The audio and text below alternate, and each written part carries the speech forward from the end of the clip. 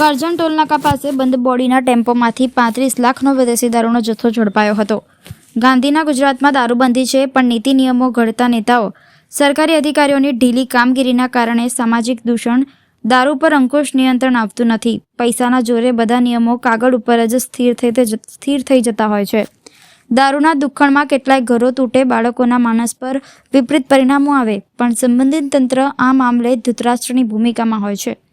તેમાંય રાજ્યમાં 31 ડિસેમ્બરને લઈને તો જાણે કે દારૂની નદીઓ વહેવાની હોય તે રીતે બુટલેગરો સક્રિય થયા છે અને છેલ્લા કેટલાક દિવસોમાં તો વિશાળ પ્રમાણમાં દારૂનો જથ્થો ઝડપાઈ રહ્યો છે।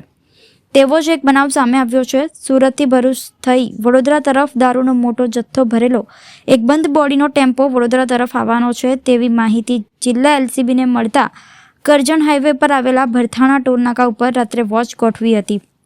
દરમિયાન મોડી રાત્રે બાતમી મુજબનો બંધ બોડીનો ટેમ્પો આવતા તેને રોકી અંદર તપાસ હાથ ધરી હતી, જેમાં ₹35.23 લાખ કિંમતની 35,232 બોટલો ભરેલી 734 દારૂની પેટીઓ મળી આવી હતી।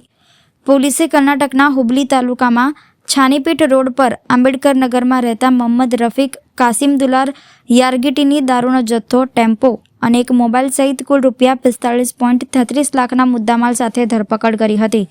તેની પ્રાથમિક પૂછપરછમાં એવું જાણવા મળ્યું હતું કે દારૂનો જથ્થો ભરેલો ટેમ્પો વિનોદ નામના શખ્સે આપ્યો હતો। આ અંગે કરજણ પોલીસમાં ગુનો દાખલ થતાં પોલીસ દ્વારા વધુ તપાસ હાથ ધરવામાં આવી છે।